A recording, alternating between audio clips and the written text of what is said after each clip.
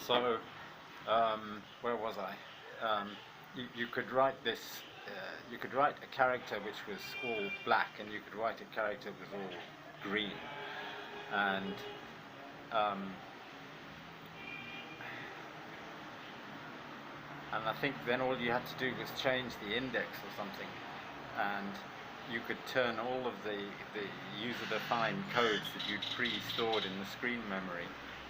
You could have them pointing at the all green or the all white or the all black within the space of time it takes to write probably just a single byte or a couple of bytes into an index somewhere. I think that was what we did. Anyway, we got the screen flicking from all black to all white at a much higher rate.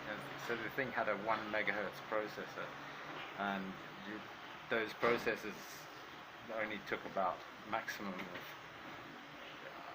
4 clock cycles to execute an instruction or something.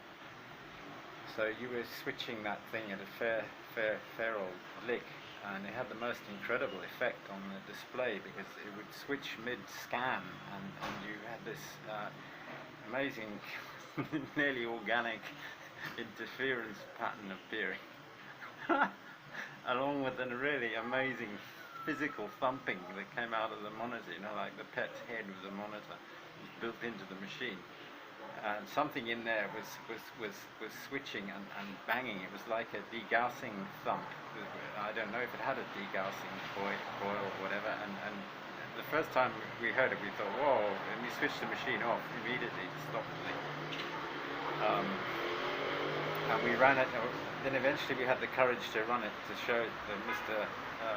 Shaw, who was in charge of all these machines, and he said, you better not run that program again. But later, since I've been thinking, this was the days before FCC regulations for computing equipment and their transmission spectrum and things. And we were only about 15 miles away from a NORAD early warning radar dome that was. I often wondered, maybe they heard something. And even when I read Jocelyn Bell Burnett discovering LGM, I wondered that maybe this fucking thing had reflected something off the moon. That was huge fun. I really recommend it, and it didn't do either of us any harm, did it? So that's the end of this transmission. Thank you, Roger Waters, for reminding me.